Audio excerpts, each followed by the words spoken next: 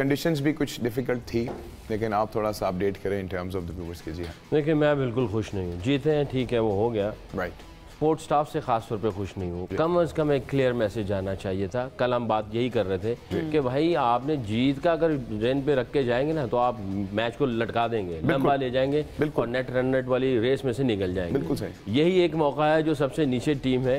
U S A نے آپ کو مارا ہوا ہے، آئرلینڈ ان سے ہاری ہوئی ہے. یہ دو ٹیمیں، ان کے اوپر آپ ایسی انٹینٹ کے ساتھ جائیں اور ان کو اس طرح ان کو پچھاڑیں اور اپنے نیٹ رن ریٹ کو اوپر لے کے جائیں تاکہ forget about the weather, forget about the other result. مگر ان دو میں آپ نیٹ رن ریٹ کو کم از کم اوپر کریں اور یہ دو میچ کنونسنگلی جیتیں. I think سپورٹ سٹاف کو جو ہے نا وہ کلیئر میسج نہیں گیا اور اوپر سے بابر نے بھی کلیئر میسج نہیں دیا. ان کے پاس کھیلنا ہے، جیتنا ہے اور اسی طرح چلتے رہے. حالانکہ ایسی سچویشن میں آپ کی جو اسٹریٹجی ہے وہ نیٹ رن ریٹ کے اوپر بنتی ہے. بالکل ایسی ہے. اور نیٹ رن ریٹ کے لیے آپ کا اینالسٹ بیٹھا ہوا ہے وہاں پہ، وہ کم از کم آپ کو بتائے گا کہ بھئی اگر ایک پورے پوائنٹ کا فرق پڑ رہا ہے تو کتنے رنز، کتنے مارجن سے آپ نے جیتنا ہے.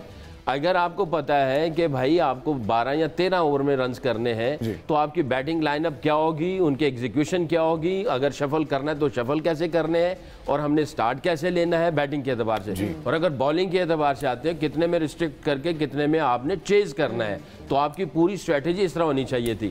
میچ جیت گیا ٹھیک ہے، میچ جیت گیا، خوشیاں مناؤ. یہ کیا خوشیاں مناؤ بھائی، یہ تو ورکنگ ہی پوری نہیں ہوئی. سپورٹ سٹاف کی طرف سے زیرو ورکنگ تھی، اینالسٹ زیرو، اور اوپر سے میسج کلیئر کوئی گیا نہیں. 13 اوورز میں کیوں نہیں کر سکی پاکستانی ٹیم جب پتا تھا کہ نیٹ رن ریٹ پہ مسئلہ آنا ہے اور ہمیں بڑے مارجن سے ہرانا ہے، پھر بھی ہم 17 اوور سے اوپر لے گئے میچ کو. 13.4 اوورز میں ہم نے کرنا تھا.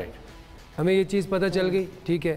پھر آپ کے پاس آپ اپنے ریسورسز دیکھیں گے کہ یار 13.4 اوورز میں کون سے پلیئرز ہیں وہ آپ شارٹ لسٹ کریں 11 میں جو کہ اوپر سے جا کے کھیل سکتے ہیں. اس میں ہمیں پتہ ہے ایک فخر ہے ٹھیک ہے. فخر جو ہے وہ کرتے ہی اوپن ہے اور ہمیں مطلب ٹھیک تھی بالنگ ان کی، پچ کی وجہ سے تھوڑا بہت تھا لیکن اس پہ جا کے اٹیک کیا جا سکتا تھا. بابر اور رضوان نے اپنی لیمٹس کو اسٹریچ کیا ہے ٹھیک ہے. ہم یہ نہیں کہہ رہے کہ وہ باک ڈاؤن ہوئے یا وہ کوشش کر رہے تھے، جس میں رضوان جو ہے وہ آخر تک لے کے گیا، 50 رن کیے اس نے. لیکن اس پچ میں آپ ان کے اگر ایفرٹ کو دیکھو تو I will give them 100 marks for intent. انہوں نے انٹینٹ شو کیا، انہوں نے اپنی لیمٹس کو اسٹریچ کیا.